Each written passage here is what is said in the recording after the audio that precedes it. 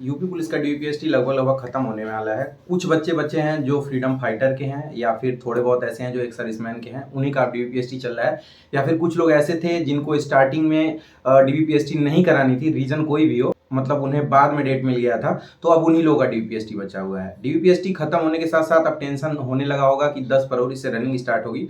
आज आपको पता है 2 तारीख है, कल दोपहर या शाम तक हो सकता है आपका एडमिट कार्ड जारी हो जाए। तो दौड़ 10 फरवरी से होगा। इससे रिलेटेड आप लोग न्यूज़पेपर के माध्यम से सुने ही होंगे, नहीं सुने होंगे तो आज देख भी लीजिए। पेपर में ये बताया गया है कि पीएसी के 12 वाहिनियों में ही रनिंग होगी। मतलब आपके दिमाग में चल रहा था कि पुलिस लाइन में भी रनिंग हो सकती है, लेकिन इस बार सिर्फ और सिर्फ 12 वाहिनियों को ही चुना गया है रनिंग के लिए। वहां सारी चीजें एकदम तैयार हो चुकी हैं। ठीक, ये भी जानकारी दी गई है कि रोज लगभग 12,000 लोगों को दौड़ाया जाएगा। आपके दिमाग में चल रहा होगा कि 12 वाहिनी है और 12,000 लोगों को दौड़ाना है, मतलब पर डे इतना लोग कैसे दौड़ेंगे। मैं क्लियर कर दूंगा, टेंशन ना लो। एवरेज लगभग 1200 1250 के हिसाब से रोज अलग अलग सेंटरों पे बुलाया जाएगा। रन के दौरान पैरों में चिप लगा रहेगा। ये सारी डिटेल आपको पेपर के माध्यम से दे दिया गया है। आप ध्यान से सुनो। जैसे अगर आपका जब एडमिट कार्ड जारी होगा तो हो सकता है आपको 8 बजे वहां रिपोर्टिंग के लिए बुलाया गया हो। एवरेज 9 बजे 9:30 बजे के आसपास रनिंग स्टार्ट कर दी जाती है। ठंड का महीना है, एकदम शाम तक रनिंग चलेगी, कोई दिक्कत नहीं है। गर्मियों में समस्या होती है। सोचो अगर मान लो एक सेंटर पे 1,000 लोग हैं तो कम से कम 100 लोगों को एक साथ दौड़ा देते हैं। अब आपके दिमाग में चल रहा होगा 100 लोग कैसे दौड़ेंगे। भाई आर्मी की भर्ती नहीं है, लाइन से खड़ा कर देते हैं दूर तक और कह देते हैं आराम से आप आगे एक एक करके दौड़ना स्टार्ट कर दो। जब आप दौड़ना स्टार्ट करोगे यानी कि मैट क्रॉस करोगे तब आपका टाइमिंग शुरू होगा। तो ऐसे करके 100 लोग दौड़ लेते हैं, कोई दिक्कत नहीं होती। अब ऐसे समझो कि अगर मान लो 25 मिनट का टाइम एवरेज लेके चलें तो लगभग 30 से 35 मिनट लग जाता है। मान लो पहला वाला जो दौड़ेगा वो तो 25 मिनट में अपना रनिंग कंप्लीट कर लेगा, लेकिन मान लो कोई 5 मिनट पीछे हो यानी कि 5 मिनट बाद उसकी रनिंग स्टार्ट हो तो 30 मिनट, तो ऐसे मान के चलो लगभग 40 मिनट में एक शिफ्ट की रनिंग कंप्लीट हो जाएगी। अब उस हिसाब से अगर 9 बजे भी रनिंग स्टार्ट होती है और 6 बजे तक भी चलती है, नहीं 6 तो 5 बजे तक चलती है, तो आप अंदाजा लगा लो कि किसी में 100, किसी में 150, किसी में 50, ऐसे करके रनिंग कंप्लीट हो जाएगी। और स्टार्टिंग में रनिंग लड़कियों की ही होगी, तो लड़कियां स्पेशली तैयार हो जाएं कि किस तरीके से उनको रनिंग अब कंप्लीट करना है। मैंने आपको पहले भी बताया था कि रनिंग करने के साथ साथ ये आपको देखना है कि ग्राउंड में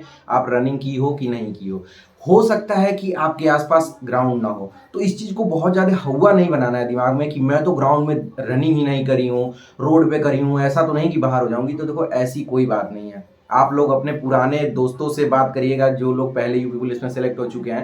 पहले लोग गांव में दौड़ते थे और रोड पे दौड़ते थे, वहां दौड़ने के बाद सीधे जाके रनिंग निकाल लेते थे।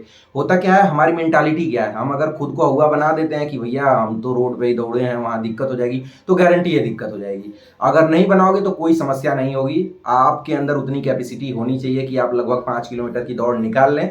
बाकी सारी चीजें जब आप ग्राउंड पे जाओगे ना, लोगों को देख के आ जाती हैं। होता है क्या है कि अगर हम मान लो ग्राउंड से बाहर यानी कि मान लो रोड पे 27 मिनट में दौड़ रहे हैं या फिर 26 मिनट में दौड़ रहे हैं, जब हम भीड़ के साथ दौड़ते हैं ना तो एक्स्ट्रा एनर्जी आ जाती है, फिर हमारे थकान पे हमारा ध्यान जाता ही नहीं है। ऐसा लगता है कि बस किसी तरीके से दौड़ निकालना है। तो ये तो हो गया कि मोटिवेशन की किस तरीके से आपका निकल जाएगा। लेकिन अगर नजदीक है तो आप एक आध बार जाके दौड़ लीजिएगा और भीड़ के साथ दौड़िएगा, यानी कि वहां लोग जो यूपी पुलिस वाले स्टूडेंट होंगे उनके साथ दौड़ेंगे तो आपको अंदाजा लगेगा, इनसे दिक्कत नहीं होगी और आप रनिंग आराम से निकाल लोगे। तो ये आपका काम नहीं है कि किस तरीके से 1100 या 1200 एक सेंटर पे दौड़ कराया जाएगा, आराम से करा लिया जाएगा। और एक चीज और हमेशा ध्यान रखना, सब लोग आपको सजेस्ट करेंगे कि ग्राउंड जो होता है उसके अंदर वाले हिस्से से सट के दौड़िएगा। मैं भी दौड़ रहा था, लेकिन होता क्या है ना, भीड़ इतनी ज्यादा हो जाएगी कि आप आगे ही नहीं निकल पाओगे।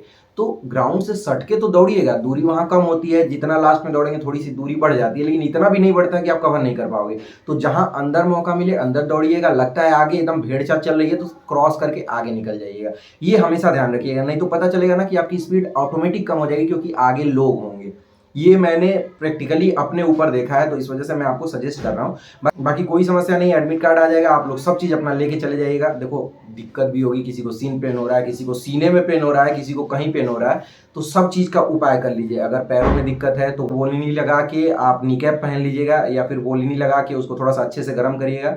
सॉक्स और शूज वही पहन के दौड़िएगा जो अभी पहन के प्रैक्टिस कर रहे हैं, चेंज मत करिएगा, नहीं तो बाद में दिक्कत होगी।